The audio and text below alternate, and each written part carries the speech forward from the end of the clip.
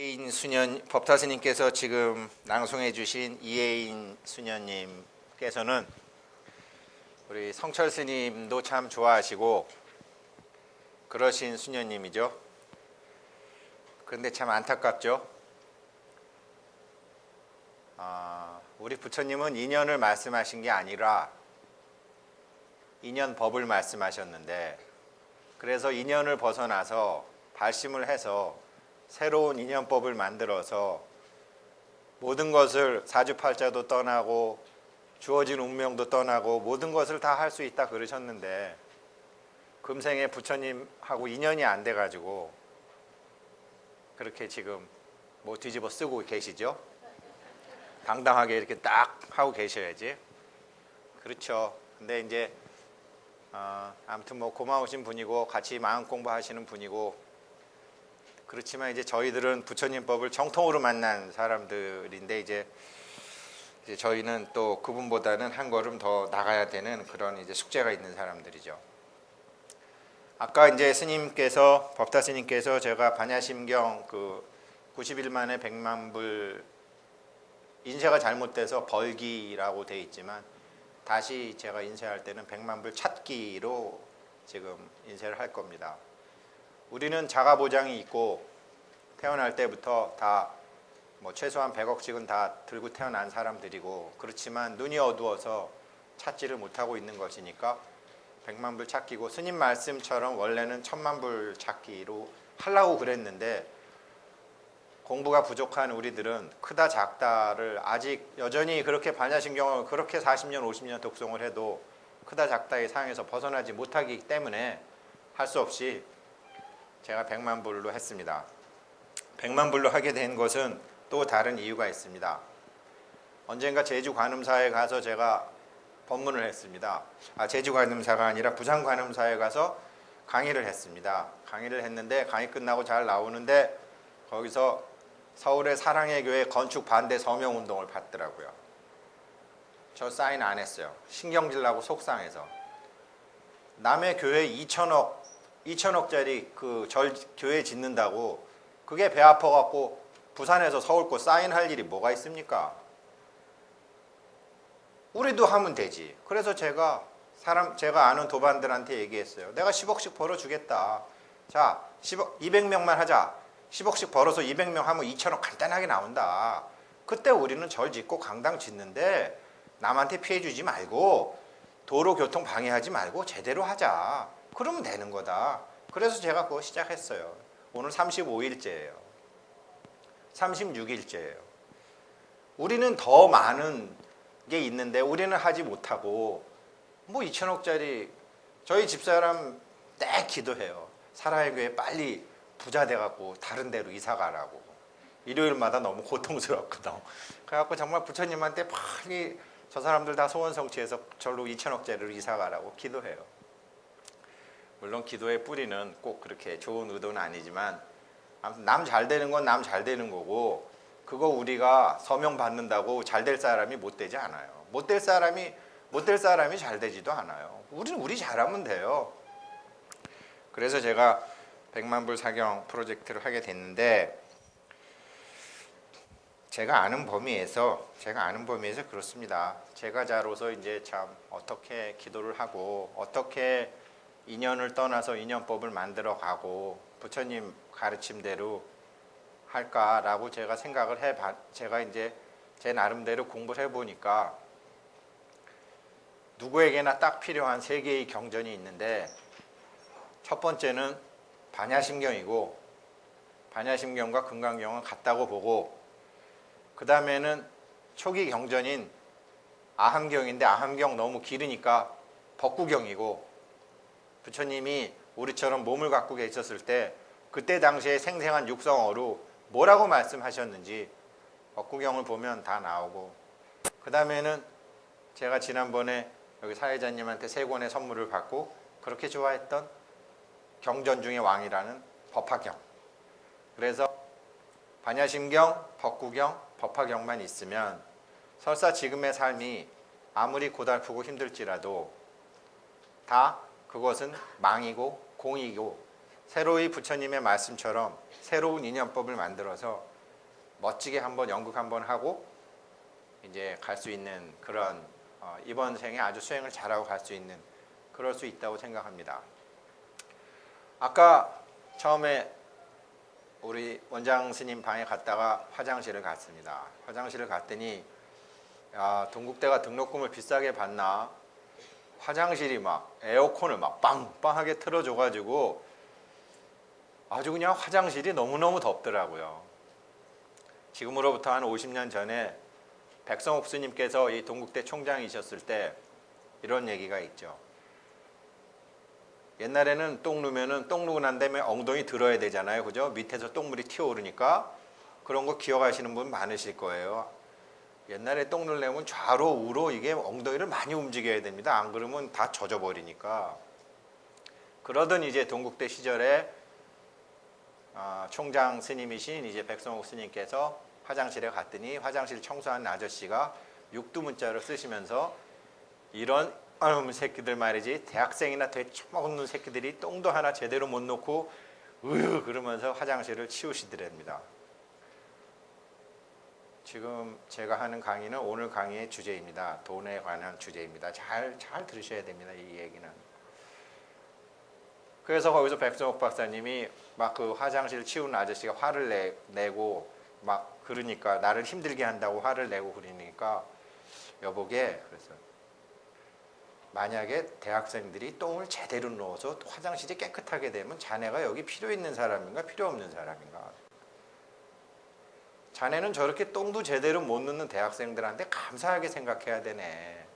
그래야지 당신 일자리가 생기고 식구들 다 공부시키고 밥 먹는 거 아닌가?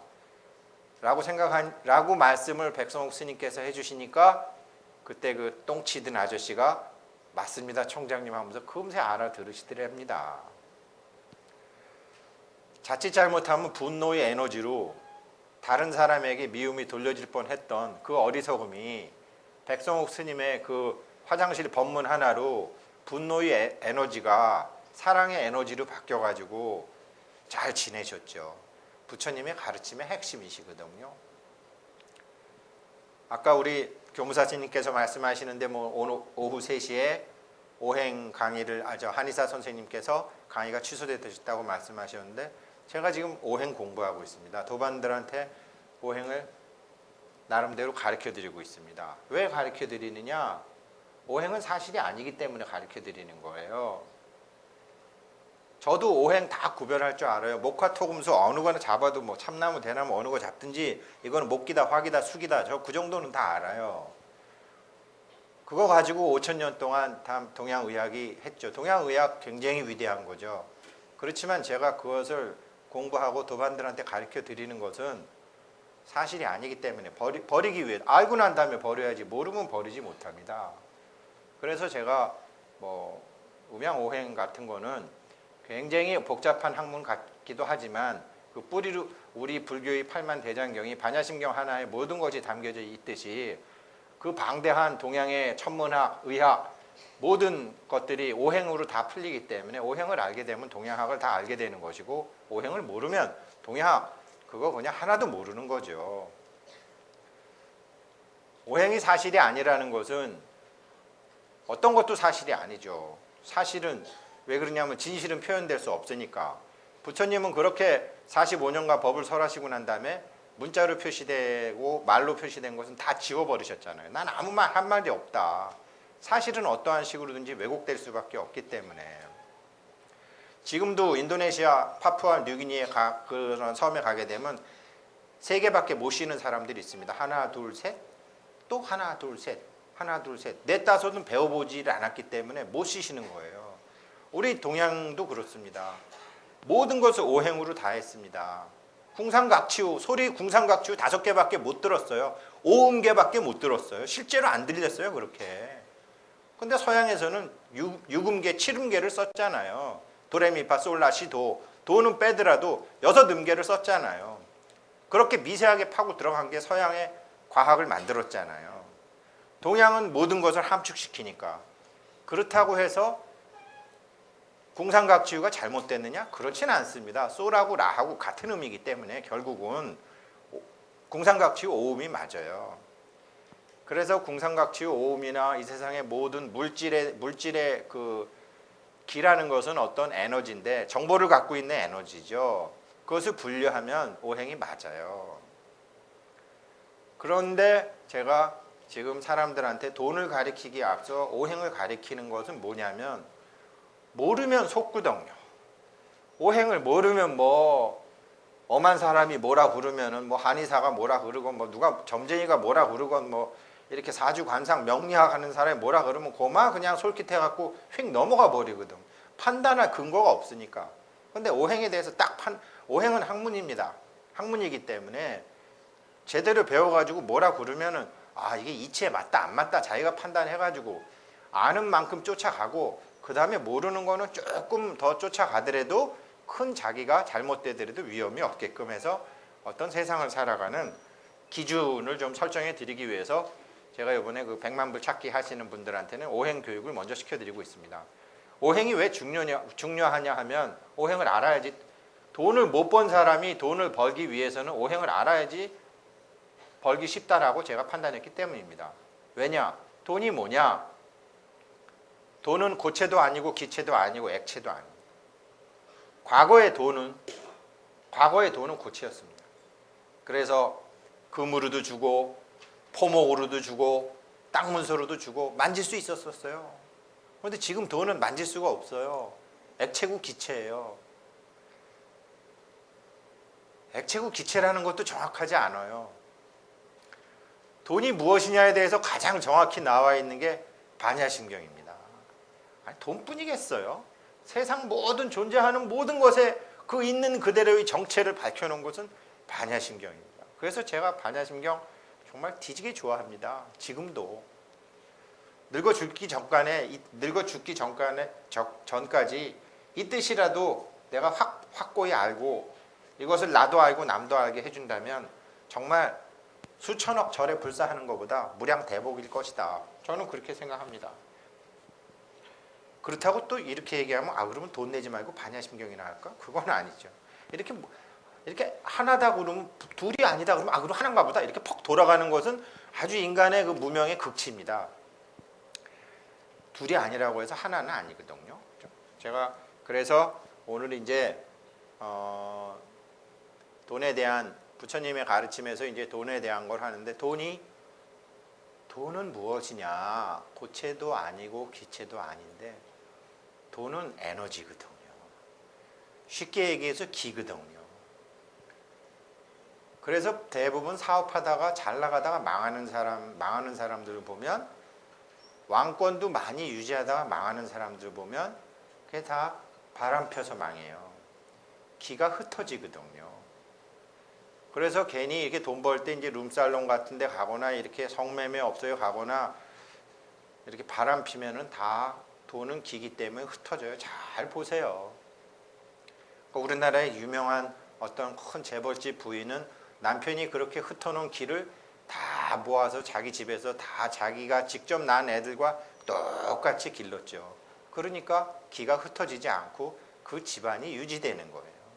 돈은 정확히 기입니다. 그런데 우리가 기의 정체에 대해서 모르고 기의 활용법도 모르고 그러는데 돈이 어떻게 모입니까? 기에 대해서 가장 이론적으로 정확히 설명해 놓은 것은 오행입니다. 오행학이죠.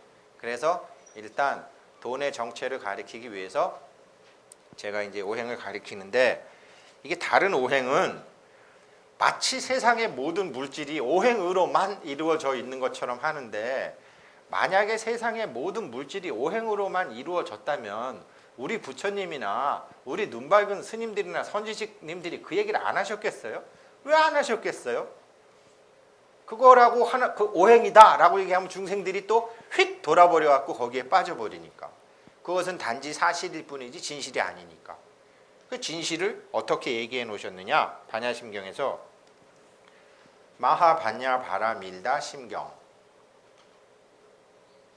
관자재 보살 좋아요. 뭐 다 좋아.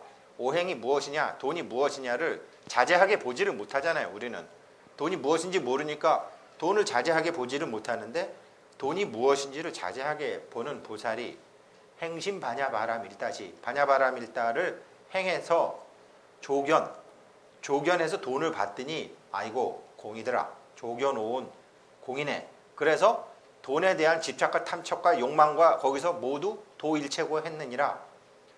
사리자야, 네 눈에 보이는 색이라고 하는 돈은 알고 보니까 공이더라. 아주 중요한 단어가 색불이공이죠. 공과 다르지 않더라 그랬죠. 공불이색. 이거 공도 근데 색과 다르지 않더라. 이건 물리학적으로 이미 다 증명이 된 거기 때문에요.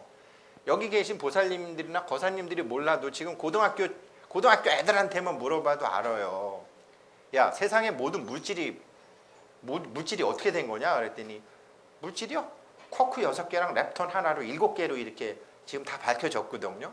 지금 과학자들이 모르는 것은 그래, 서양 종교대로 서양의 하느님이 모든 물질을 만들었는데 이 물질을 만드는 원재료를 찾아보니까 재료가 딱 6가지예요. 7가지예요. 쿼크 6개하고 렙톤 하나하고.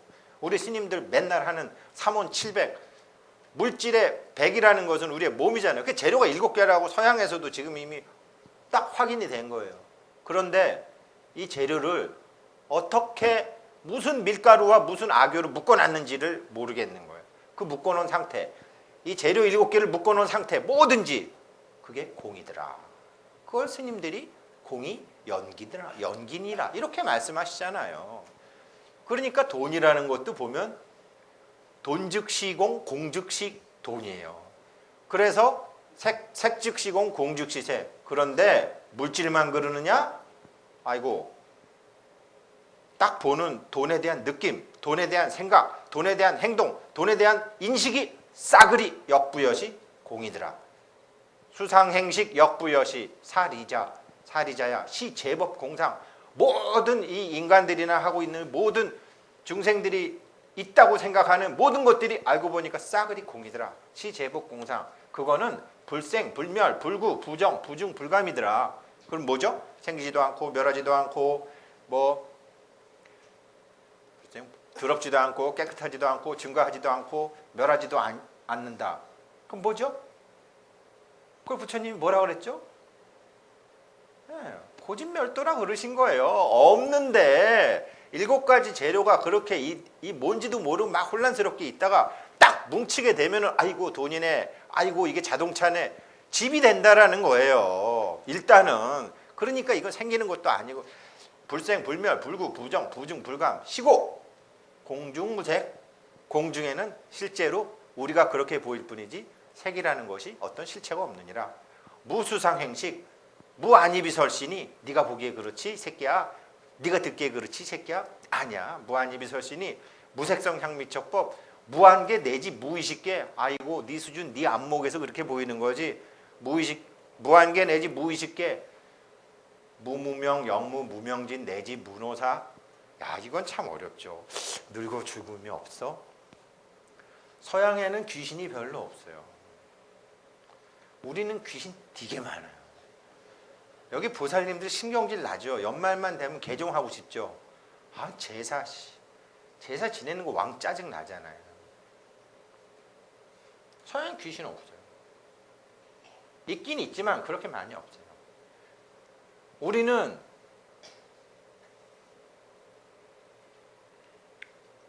귀신들이요, 꼭 가서 붙어도 어디 가서 붙는지 아세요? 목화토금수에 가서 붙어요.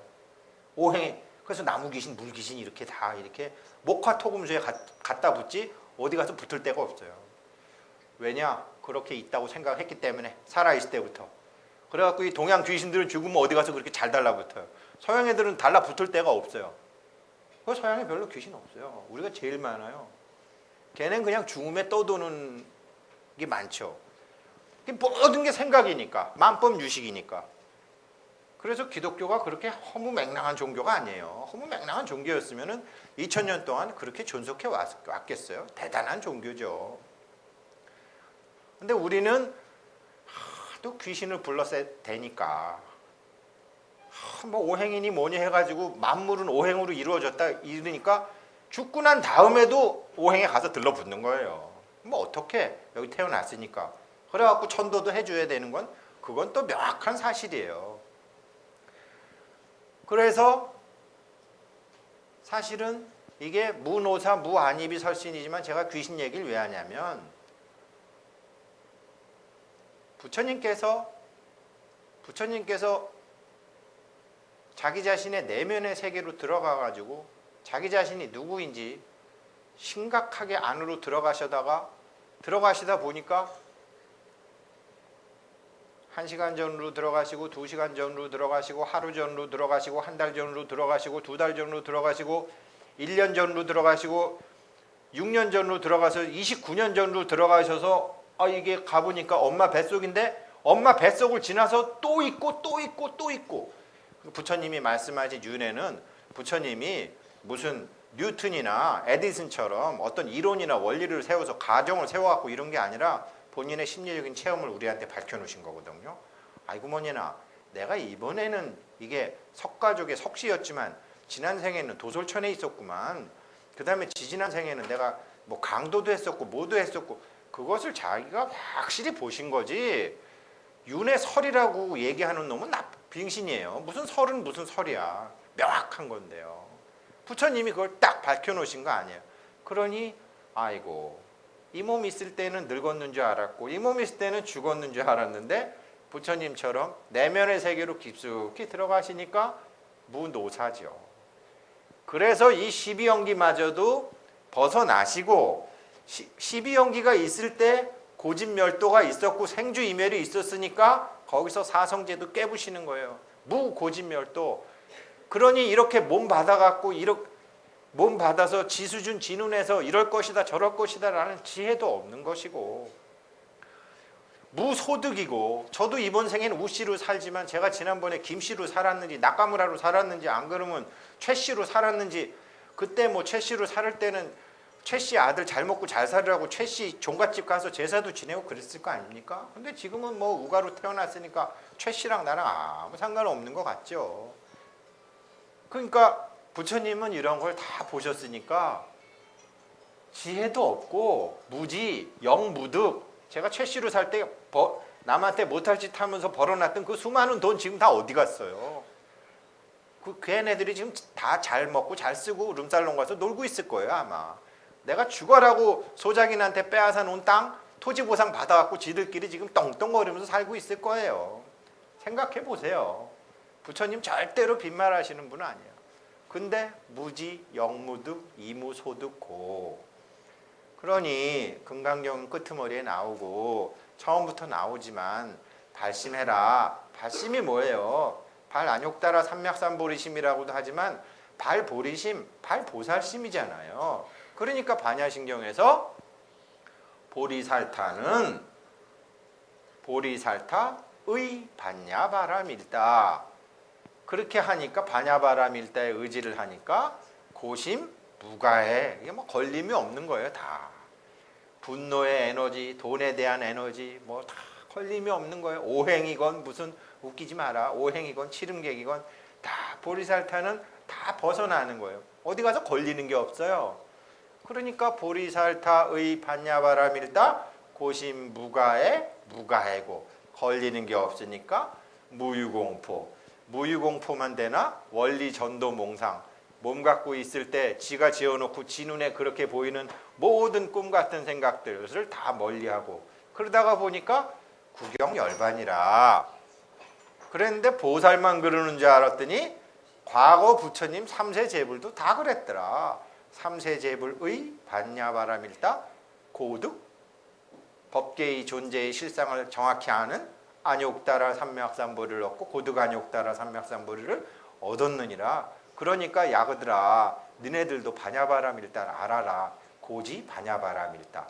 고지 반야바라밀다의 세계에 들어가면 시대 신주 신들의 노래소리도 듣고 이혜인 스님의 시만 듣는 것이 아니라 신들의 노래도 듣고 시대 명주 밝음의 노래도 듣고 시무상주 최고의 노래도 듣고 시무 등등주 어디 가서 비유할 데 없는 최고의 상나가정의 노래도 듣고 그렇게 되면 능제일체고 일체고액이 싸그리 없어지느니라. 즉설주알. 그래서 내가 반야의 노래를 니네한테 가르쳐 주겠는데 그게 뭐냐? 아제 바라 승아제 무지사바. 이렇게 그냥 부처님이 딱 가르쳐 주시고 우리 제방의 스님들께서 맨날 해주시는데 반야심경 열심히 하면은 우리는 어렸을 때부터 그리스 신화나 교회에 가서 어렸을 때 이게 참 무시 못해요. 어렸을 때 이 계란 하나 얻어먹은 거, 사탕 하나 얻어먹은 것 때문에 이게 그때부터 눈이 어두워져 가지고 내가 반야심경하고 절에다가 돈 내면은 부처님이 하늘에서 이렇게 보시다가 아이고 너 절 3번 했구나. 아이고 예뻐라. 아이고 너 10,000원 냈구나. 지난번에 1,000원 냈더니 아이고 예뻐라. 그러실 것 같죠? 그거 다 잘못된 거예요. 우리한테 어렸을 때 잘못 정보된 입력이란 말입니다. 그런 거 다 내려놓으셔야 돼요.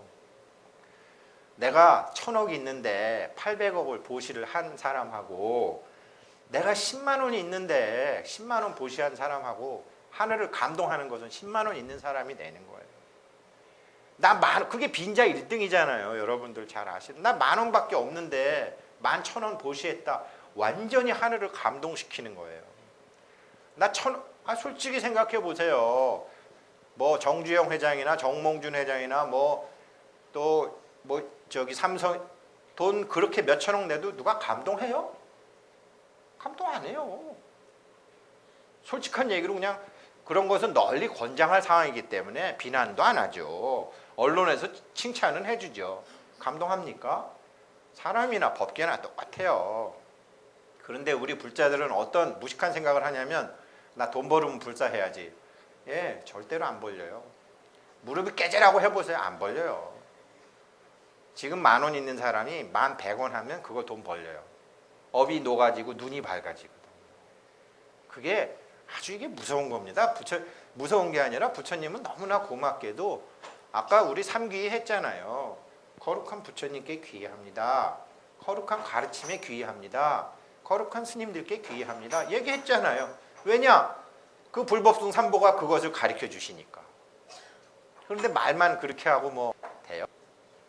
그래서 오행이라는 것이 제가 왜 이제 그 말씀을 드리냐면 얼마 전에 보니까 우리 정각원 법타스님께서 말씀하셨던데 여기 좀 무식한 학생들이 좀 이렇게 우리 부처님도 좀 훼손시키고 그러나 보죠? 동대에서 그렇게 훼손하고 그러면은 참 불쌍하죠, 그죠? 그렇게 법계에 존재하는 것을 법계에 존재하지 않는다고 무시하게 되면요 깨달음의 종자가 끊어져 가지고 세세생생 고생하거든요. 세세생생 고생하고 세세생생 천대받아요, 남한테. 우리도 마찬가지입니다. 우리도 예수님이나 마호메들을 천대하거나 하대하면 우리도 그 과보를 받습니다. 존경하기 있는데 없다고 그랬기 때문에 그것은 그 무지로 인해서 우리도 받아요. 그래서 우리는 욕하면 안 돼요. 있기 때문에. 단지 우리가 구하는 최고의 선지식이 아니기 때문에 그것을 선택하지 않았을 뿐이지 욕하면 안 됩니다. 암만 가난한 사람도 무시하면 보복당하잖아요. 똑같아요. 있는 사람 무시한다고만 해서 보복당할 것 같으세요? 이 법계 에너지의 법칙이라는 게 있는데 질량 에너지 불변의 법칙이라고 있는데 나보다 못하고 나보다 못한 사람 무시해가지고 그게 보복 안 당할 것 같습니까? 어떤 형태로든지 보복받지. 그건 아주 법계는 아주 정확하거든요. 그런데 이게 돈을 알려면 참 어려우니까 우리는 참 돈에 대해서 공부하기 참 좋은 게 있어요. 그게 바로 탐진치 삼독입니다. 우리 부처님 얘기 다 해놓으셨기 때문에 부처님 말씀 맑게 알아듣는 것만 잘 해가지고 하면은 세상에 어떠한 문제든지 거기서 다 풀리는 거예요.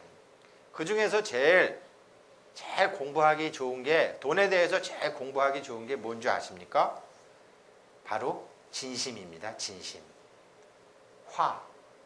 분한 마음. 에너지는 질량 불변의 법칙이기 때문에 여기 직장 생활 해보시고 아마 남편도 다 아실 거예요. 아마 우리 스님들도 아실 거예요. 만약에 자기 큰 스님이나 자기 상사나 자기 사장이 자기를 갖다가 막 혼내가지고 자기가 화가 나면 우리 화 낼 수 있습니까? 안 돼요. 우리는 몸이라는 놈이 어이구 이거 잘못하냐면 나 밥줄 끊어진다 라는 게 몸이 육단심이 발동이 돼갖고 사람이 야비해서가 아니라 몸이라는 놈이 아주 이기적이기 때문에 자동적으로 탁탁 해가지고서 네 이러면서 화를 안 내요. 화 안 내요. 화가 나는데 화를 안 내요. 안 나는 걸까? 화는 났는데 누질러 놓은 거죠. 그러면 우주 법계 질량 에너지 불변의 법칙에 의해서 그 에너지가 어디로 가요? 약한 데 가서 터져요. 그래갖고 자기 부하 새끼를 조지든지 와이프를 혼내든지 애를 혼내든지 술집에 가서 여자애한테 행패를 부리든지 아니면 지하철에서 힘없는 할아버지 할머니라도 신경이 확확 내든지 아니면 강아지라도 걷어차든지 이게 에너지의 법칙이에요. 대부분 그렇게 살잖아요. 그런데 실제로 법계의 실상을 보고 나면 상대방이 나를 화나게 했을 때 참으면 그렇게 되거든요. 참으면 우리는 아주 논리적이고 아주 계산적인 사람이기 때문에 어디 가서 풀지 않으면은 자기가 이게 치여 죽는다는 걸 알기 때문에 터트려요. 약한 데 가서 꼭 터트려야 돼요. 그래서 사람들은 다 이중적인 인간이에요. 사실 성질 더러운 인간들 있죠. 막 회사에서도 막 욕도 하고 육두문자 쓰고 막 그러는 사람들은 참 진실한 사람들이에요.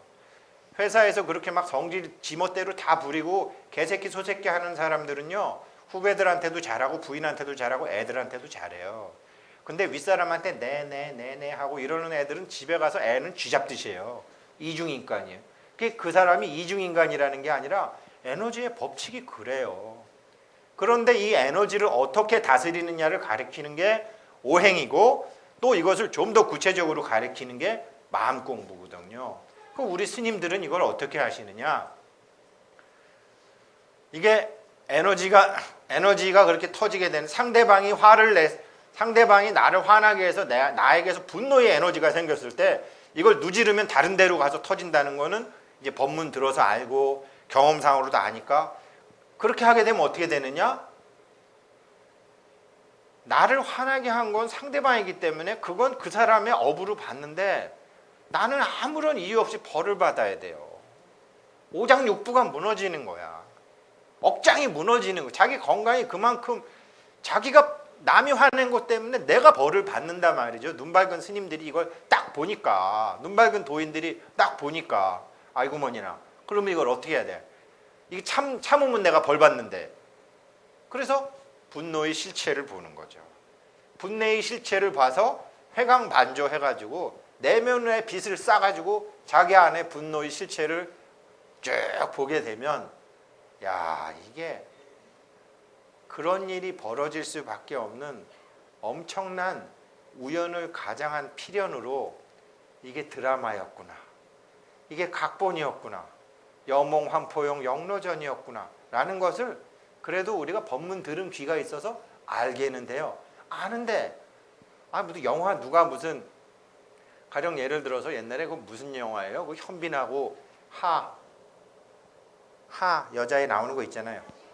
하지원이 나오는데 시크릿 가든에서 이 하지원이 나중에 이렇게 죽어가지고 죽으려고 그래갖고 현빈이 이제 내가 대신 죽으려고 차 타고 갈 때 나도 울었어요. 아줌마들 다 눈물 나잖아요. 드라마인 줄 알면서도 눈물이 나는 것처럼 자기 내면을 들어가 봐서 화가 나는 자기의 자신의 실체를 이게 법문 굉장히 들어서 알아서 이게 드라마고 이게 각본이고 이것이 염호한포형이고 이것이 하나의 그림자일 뿐이라는 것을 알면서도 화가 나거든요. 그래서 이게 우리가 불교를 배운 불자들이거든요. 그럼에도 불구하고 거기서 부처님이 하신 말씀은 그래서 수행 공부, 관법 공부가 따로 조금 더 나가셔야 돼요. 그래갖고 저게 확실히 드라마라는 것을 알게 되면은 그렇게 화가 안 나요. 가령 예를 들어서 다음에 이제 어떤 슬픈 영화 보러 가세요. 연불 굉장히 중요합니다. 저건 드라마야. 그러면서 슬픈 영화 처음부터 끝까지 봐보세요. 눈물 나나? 안 나요? 그게 염이라는 게 엄청나게 무서운 겁니다. 만법 유식이라고 저건 드라마야 하면 눈물 안 나요. 일본 731 부대가 사람을 생체 실험을 해가지고 이리 째고 저리 째고 할 때 일본 군인들인들 일본은 정토종의 나라인데 얼마나 착한 사람들인데 생으로 사람 째라고 그러면 째겠습니까?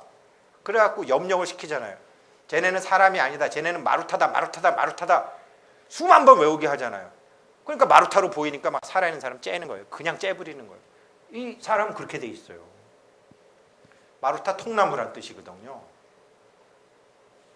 그렇게 이제 나쁘게도 쓰일 수 있지만 자기 자신의 분노의 실체를 보는 거 부처님 법을 공부하게 되다 보면 그러면 분노의 에너지가 어떻게 되느냐? 태풍 같은 분노가 태풍의 눈자리로 들어가게 돼가지고 흐르르르 없어져 버리는 거예요. 그게 평상심이고 그게 평상심도예요. 뭐 나 평상심으로 그 3000배 한다고 되는 것도 아니고요. 10,000배 한다고 되는 것도 아니고요. 부처님이 가르쳐 주신 대로 공부해야 되는 거예요. 저희 집에도 여기 계신 보살님들보다 저를 오래 다니신 노보살님 한 분 계시거든요. 한 60년 다니셨어요. 저희 집사람이나 누나들도 저보다 한 10년, 20년 더 다녔어요. 근데 아무도 그걸 가르쳐 주시는 사람이 없어갖고 걸핏하면 피를 삐져가지고 아버지 제사에 오지도 않아. 그렇게 돼요. 그러니까 공부 제대로 하셔야 되는 거예요. 똑같습니다. 돈도. 그렇게 해서 분노의 에너지의 정체를 아셔야지 돈이라는 에너지의 정체를 아셔서 이 돈을 담을 수 있는 거예요. 고스톱을 치더라도 상대방은 룰을 모르고 나는 룰을 알면 돈 내가 다 따는 거 이치 아니겠어요? 돈을 버는데 상대방은 돈의 이치를 모르고 나는 돈의 이치를 알면 내가 다 따는 거는 시간 문제 아니겠어요? 그게 90일 만에 고스톱 몇 판 쳐봐야죠. 상대방도 상대방 나름대로의 내공이 있으니까. 그래서 이 돈이라는 것은 정말 아주 돈이라는 것은 우리가 깨달음을 통해서 찾아야 돼요.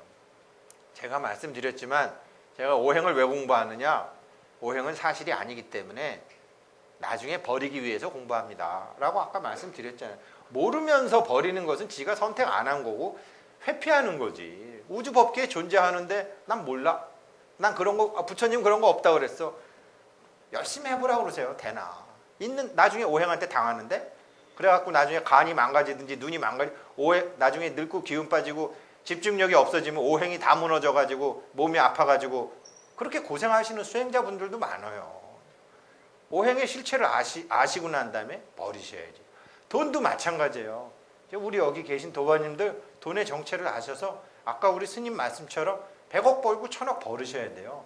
그런데 돈의 실체를 알기 때문에 다 놔버리면 되는 거지. 그렇게 죽어라고 공부해서 준 돈을 그렇게 지금 제가 말씀해서 놓은 돈을 여러분들이 100억을 보고 1000억을 벌었다고 해보세요. 그러면 그렇게 해서 벌은 돈을 자녀한테 주면 자녀 그거 못 받아요. 그릇이 다르기 때문에 다 넘쳐나든지 안 그러면 있는 그릇까지 망가져요. 그래서 그렇게 해서 벌은 돈은 그렇게 해서 다 법계에다가 줘버리고 가야 되는 거예요. 뭐 어차피 안 줘도 못 가지고 가는 거 알잖아요, 우리는. 그래서 돈의 정체라는 것은 에너지이기 때문에 에너지를 담는 그릇은 나의 그릇과 자녀의 그릇과 아내의 그릇과 남편의 그릇은 다 달라야 돼요. 아까 우리 스님께서 그러셨죠. 안 오면 안 온다고 뭐라 그러나 뭐 그런 말씀 하셨죠. 스님들은요 돈 드려도 고맙다고 하나 안 드린다고 뭐라 그러시길 하나 왜 그러시는지 알겠어요? 고맙다 그러면 안 돼요.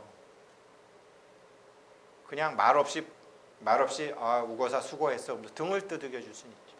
말하면은 상대방이 1000억을 내건 100억을 내건 그 말 한마디로 천냥 복이 그냥 정산이 돼버리는 거예요.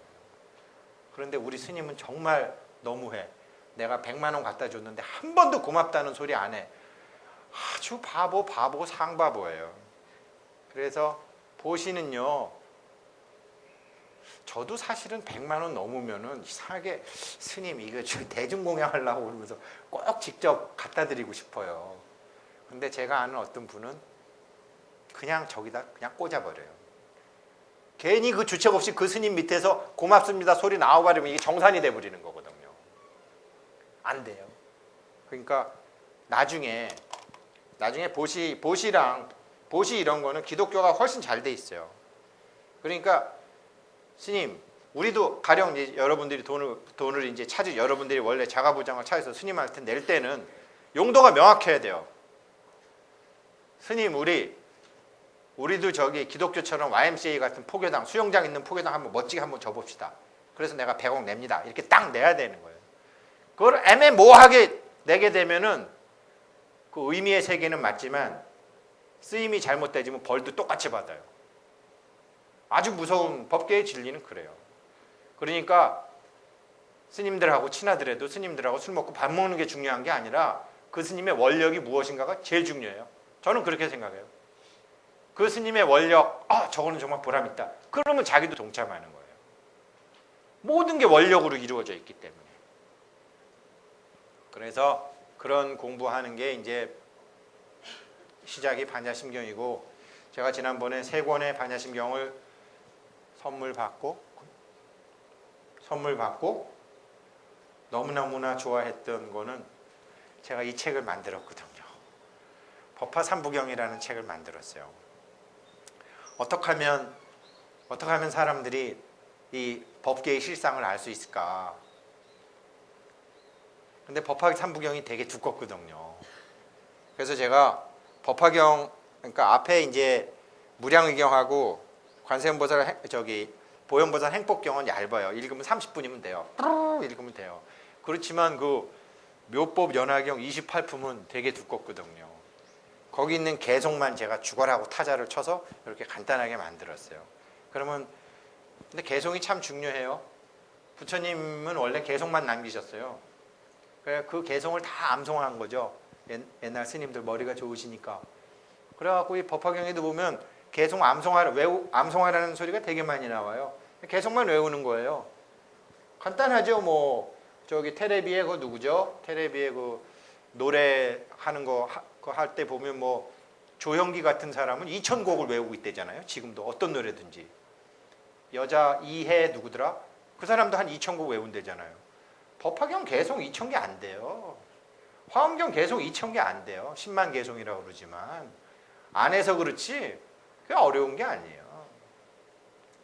그래서 하루에 법화경 1독, 그러니까 개송만 하는 거지만 하루에 법화경 1독을 해서 300독만 하게 되면 뭐 대도인이 되는 거고, 100독만 해도 그렇게 1독만 해도 제대로 하면 어떻게 돼 있느냐.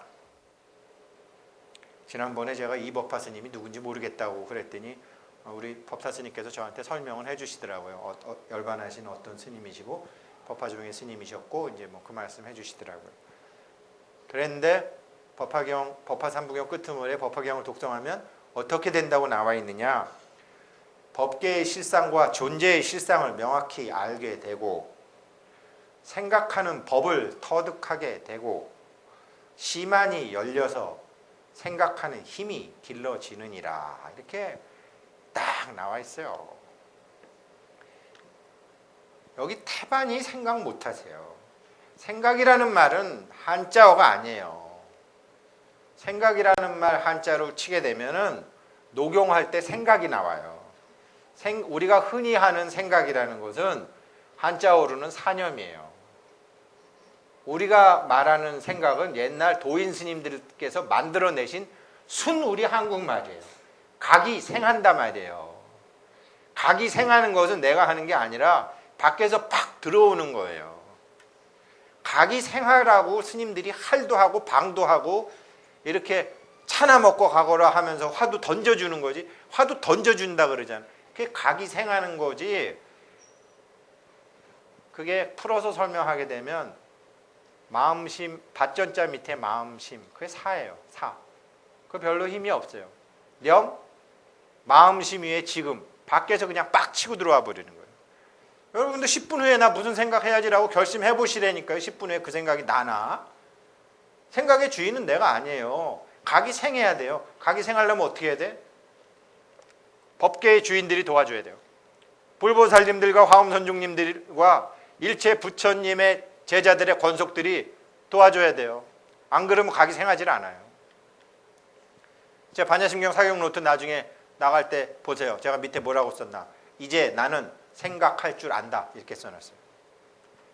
제발 우리 불자님들이 생각할 줄 아시고 그래야지 각이 생하고, 근데 각이 생하려면 일단 발심부터 해야 돼요.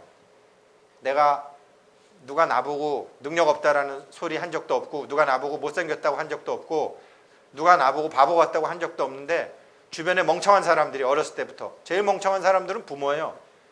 멍청하니까 애를 낳지. 솔직히 생각해 보세요. 자기 문제도 해결하지 못하면서 애는 왜 낳아? 그러니까 우리 부모들은 싸그리 멍청한 사람들이에요. 그 멍청한 사람들이 우리한테, 우리 귀에 바보 같은 정보를 너무나 많이 입력시켜놨어. 그래도 다행히 부처님 만났잖아. 선생들도, 그 새끼들도 아주 멍청해가지고 우리한테 너무나 나쁜 정보를 많이 입력시켜놨어. 그거 다 버리셔야 돼요. 그게 반야심경이에요. 그래가지고 그렇게 하다 보면 어느 날 각이 생해요. 각이 생해가지고 나에게도 불성이 있구나, 나도 부처구나라는 부처님 말씀이 그냥 온몸으로 확 오는 거예요. 확 뒤바뀌는 거예요. 그거 안 하고서 우리 어렸을 때 엄마가 해준 얘기, 할머니가 해준 얘기, 선생님이 해준 얘기 믿으면 안 돼요. 제가 그랬죠. 그 사람들이 똑똑하면 애 낳겠느냐고. 부처님처럼 이혼하고 출가한 사람들도 아니잖아요. 현실과 타협한 멍청한 사람들이 얘기한 것을, 그것을 사실이라고 생각하고 가슴속에 품고 있으니 공부가 돼요, 안 돼요? 안 돼. 다 버리셔야지. 그리고 자녀들한테 자꾸 가르치려고 그러지 마세요. 차라리 자녀들한테 자꾸 가르치려고 그러지 말고 금강경, 개성이나 반야심경 한두 마디씩 이렇게 하다못해 관세음보살만 하세요. 입 열지 마시고. 그거 다 귀에 제대로 된 게 심어져요. 잘 알지도 못하면서 애들한테 이상한 거 가르쳐주면 자기도 망했지만 애들도 망치는 거예요. 너무했네요, 제가. 죄송합니다. 그래서요, 입 다물고 사는 거예요. 아니, 냉정하게 우리 한번 봐보자고요. 근데 돈 벌으려면 또 세상도 알아야 되니까 빨리 세상 얘기를 하겠습니다. 여기에 다행히 우리 이인기 거사님께서 다 정확해 놓으셨기 때문에 제가 뭐 길게 말씀은 안 드리겠습니다. 사마천의 사기에 보게 되면 옛날 도인들께서 그 이렇게 향후 한 몇천 년은 다 봐놓으신 게 있습니다. 그 중에서 제가 10년치만 정리해서 왔는데, 옛날 도인들이라고 해서 꼭 정확한 건 아닙니다. 지금 눈 밝은 선지식님들이 훨씬 정확할 수 있어요. 단지 그렇다 이렇게만 아시고 계시고, 목성, 태음은 목성이거든요. 달도 태음이라고 그러지만 목성의 반대편에 있는, 목성의 궤도와 지구의 궤도가 달리 돌기 때문에 목성의 반대편에 가상의 별을 하나 설정을 해가지고 만드는 게 태음입니다. 그 태음이, 이걸 먼저 아셔야 돼요. 보통 이렇게 보면은, 이거 밑에 거는 우리 불자님들 다 아실 거예요. 삼합이 든다, 뭐 이렇게 내년에는 뭐 내년에 삼재 드는 띠는 해묘미가 들죠. 해묘미 들고 뭐 이런 식으로 절달력엔 다 나오기 때문에 인호술, 사유축, 신자진, 해묘미가 이렇게 같이 움직이는 합이 되는 건 아실 거예요. 근데 그 위에 게 더 중요해요. 하늘을 읽을 때는 인묘진, 사오미, 신유술, 해자축, 이 토끼띠, 말띠, 닭띠, 쥐띠들은 제왕의 기질이 있고 어렸을 때나 지금이나 중심인물이기 때문에 다 이 토끼, 닭, 말, 쥐가 중심입니다. 그래서 예전에 천문을 읽어놓은 거 보게 되면 12년에 대해서 다 쓴 게 아니라 이 제왕의 해에 대해서만 써놨어요. 신묘년처럼 묘년, 5년, 유년, 자년 이렇게 돼 있어요. 그래서 옛날에 천관서 같은 거 보게 되면 태음이 묘에 드는 올해 신묘년은 신묘년이죠. 이때 목성은 지구에서 볼 때는 이거 자에 든다고 그러는데요. 그러니까 목성 기준으로 봐야 돼요.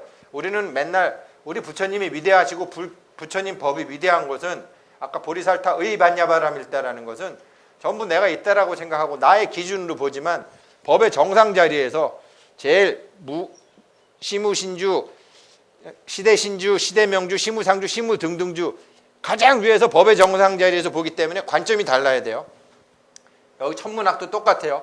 지구에서 볼 때가 아니고 위에서 보는 거예요. 그래서 태음이 묘해질 때는 물고기 자리고 물고기 자리니까 큰 비가 내리고, 그래서 2011년은 이렇게 소양자리로 물고기가 되고 대풍이 들고 쌀값이 싸져서, 이럴 때는 쌀값이 싸니까 쌀값 밖에다가 내놓아서 팔으면 손해보니까 그냥 안 팔고 쥐고 있었느니라. 그렇지만 지난 시간에도 말씀드렸지만 이 토끼는 잘 나가다가 꼬라지고, 토끼는 올라가는 난관 돌파력은 굉장히 좋지만 내려갈 때는 못 내려가죠. 그래서 어렸을 때 토끼 사냥 해보신 분은 알지만 토끼 사냥은 항상 위에서 아래로 몰이하지 아래에서 위로 몰이하는 법이 없습니다. 여러분 사냥 안 해보셨겠네. 예, 그렇게 됩니다. 그래서 토끼는 위에서 아래로 몰게 되면 못 내려가요. 뒷다리가 길고 앞다리가 짧아서 떼굴떼굴 굴러요. 옆으로 튀다가 옹이에 딱 걸리게 돼 있어요. 그래서 토끼해는 그렇다라고 한 게 아니라, 상형 문자라고 하는 것은, 상이라는 것은 존재하지만 보이지 않는 것이 상이요, 보이지 않음에도 불구하고 남한테 표시해 주기 위한 것이 형인데, 토끼의 해의 어떤 기운을 잘 표시하는 것은 토끼라는 동물이다. 그래서 토끼해라고 단지 그렇게 이름이 붙었을 뿐이지 토끼다 이렇게 생각하시면 안 되는 거죠. 그래서 토끼가 갖고 있는 여러 특질들이 많이 나타나죠. 그래서 신면연에 꼬꾸라진 사람들 많죠. 특히 정치인들, 경제 이루는 중에 꼬꾸라진 사람들 많죠. 별 볼 일 없는 사람들 산 잘 올라가죠. 갑자기 그냥 막 우길승천하듯이 무슨 박원순이니 안철수니 뭐 여러, 지금 재계에도 그런 사람들 많아요. 아직 완전히 안 올라와서 그렇지. 그런 게 신면연입니다. 2012년 이건 태음이 진에 듭니다. 태음이 용자리에 들어요. 태음이 용자리에 드니까 등용문이라 내년에 뜨는 사람도 많고, 물은 또 용은 물 못 나면은 이무기가 되니까 별 볼 일 없는 사람도 많죠. 내년에 상반기에는 한발이 들고 하반기에는 물이 많이 이제 들어서 아주 큰 물이 들어가지고 농사에는 치명적이고, 옛날 사람들은 집서의 해라 그래갖고 서기가 모이기 시작하는 해라고 부른 거예요.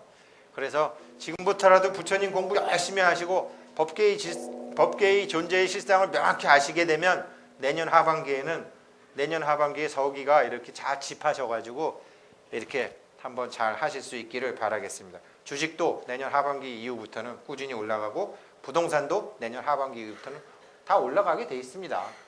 생각이 그렇게 돌아가게 돼 있어요. 올해는 땅 팔지 마시고 돈 함부로 쓰지 마시고, 올해는 저금하시고, 올해하고 내년까지는 캐시 이즈 킹. 돈 함부로 쓰지 마시고, 놀러 너무 많이 다니지 마시고, 돈 잘 가지고 계시고. 2013년 계사년 대황락의 해라고 그러는데, 아까 말씀드렸죠. 집서가 생긴다면은 쫙 피는 거예요. 쫙 피는 거예요. 제가 나이가 지금 50이 넘어도 중학생, 고등학생이 보는 과학 동화를 지금 계속 아주 너무너무 좋아하는데, 학교 다닐 땐 공부 안 하다가 요즘은 또 늙어갖고 그 공부하느라고. 근데 거기는 보면 2013년이 안 좋다. 예, 그렇죠. 안 좋은 사람이 있어야 좋은 사람이 생기는 거거든요. 양은 음이 있을 때만 존재하는 것이고, 음은 양이 있을 때만 존재하는 것이기 때문에 우리 불자님들, 오늘 우리 정각원에서 지난주 이번주 하신 분들 뭐 안 좋아서 죽으면 죽는 거고, 그 대신 살아있을 때는 지금부터 공부해서 남의 불행이 나의 행복이 되고, 나의 불행이 남의 행복이 되는 것은 이 사바세계에서는 어쩔 수 없는 거거든요. 그러니까 부디 올해 내년 공부 잘해서 2013년부터는 남들은 어렵다고 그러지만 쫙 2014년 뭐 이렇게 쭉 제가 써놨는데요. 이런 거를 이제 예전에 가장 많이 말씀하셨던 분이 경봉 스님께서 이런 말씀을 아주 많이 하셨고, 그 다음에 금강경 오가해를 쓰신 하모 득통 스님, 유생에서 스님으로 바꾸신 이제 하모 득통 스님 책에도 많이 나오고, 그렇지만 이거에 제가 아까 말씀드렸죠. 여기 얽매이면 안 됩니다. 단지 우주와 만물은 물질이기 때문에, 물질은 단 5가지 오행으로 되어 있기 때문에, 그것은 틀림없기 때문에 오행으로 했지만, 부처님은 오행이 아니라 8행이에요. 8행. 우리 부처님은 굳이 얘기하자면. 그래서 여기도 아까 보니까 뭐 이렇게 철개도 그려놓으셨잖아요. 물질의 기 말고도요. 우리 부처님은 그러니까 오행이 뭐냐면 안이비 설신. 안은 목기, 이는 수기, 비는 금기, 설은 화기, 신은 토기. 우리 흙에서 왔으니까. 그 다음에 우리 부처님 뭐라고 그러셨어요? 제의식. 그 다음에 말라식, 아래하식. 그러니까 우리 불자들은 팔행이에요, 팔행. 이 중에서도 제일 무서운 게 한 생각 일으키는 식이에요, 식. 만법유식. 그런데 업종자를 빨아들이는 게 아니라 반야에 의지해서 대보리심, 대발심을 내게 되면 이게 완전히 달라지는 거예요. 실제로 오행은 먹지 않아도요, 염하면 다 되거든요. 나 간이 나쁘다. 나는 간이 나쁘다 그러더라. 그런 분들은 목기 해보세요. 꼭 목기를 먹지 않아도 목기가 와요. 나 심장이 안 좋다. 화기 해보세요. 저절로 심장 치료돼요. 그렇게 돼 있어요. 법계가 만법 유식이기 때문에 기도 법이거든요. 기도 식이에요. 식을 일으키면 기가 와요. 아는 분들 다 아시겠지만. 그래서 우리 불자님들은 제가 부탁드리건데 올해는 큰 변곡점의 해이고 십몇 년이 이제 얼마 남지도 않았고 그리고 내년이 집서의 해라고 제가 말씀드렸고 그러니까 괜히 오온으로 업으로 똘똘 뭉친 그거 하지 마시고 이제는 열심히 부처님 법으로 한번 휙 뒤바꿔서 정말 90일 만에 10억을 찾으시건 100억을 찾으셔서 이제 사랑의 교회 같은 타종교 고만 욕하고 저는 정말 소원이 그거예요. 뭐 소원이라 그러면 좀 이 말이 너무 앞서는 거고 뭐 5천년 불교라 그러고 뭐 무슨 우리나라 사찰들이 그렇게 뭐 돈이 많다고 그러고 땅이 많다고 그러는데 그러면 뭐 하냐고요. 수영장 있는 포교당 하나 없는 불교가 YMCA는 이미 100년 전에 수영장 만들고 헬스클럽 만들어서 얼마나 많은 인재들을 해놨어요. 근데 사람들은 오지도 않는 산에다가 구운 돈, 나라 돈 받아서 템플스테이 그렇게 저는 뭐 할 건데 우리나라 인구의 반이 서울에 모여 있는데 여기도 해야죠. 여기다가요. 그래서 스님들을 나무라는 게 아니고요. 불자들이 문제예요. 왜 그러냐면 목사님들이 돈 내셨나요? 아니잖아요. 신자분들이 내셨잖아요. 우리 불자님들은 열심히 부처님 법 확인대로 돈 찾고 돈 벌고 그래가지고요. 저기 뭐 사랑의 교회가 지하에다가 수영장 만들까봐 지금 아주 신경 쓰여 죽겠어요.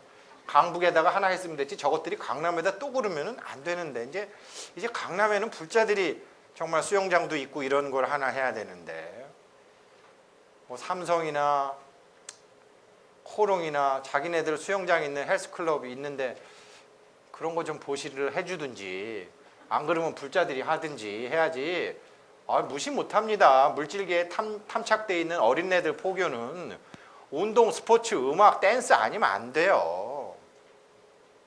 그래서 아무튼 우리 불자님들 정강원 오신 불자님들 부디 눈 밝아지시고 지금껏 그대로 두고 어떤 요행수 찾아가지고 우승태이가 내년에 주식 받아들이니까 그러면 내년에 주식이나 사야 되겠다.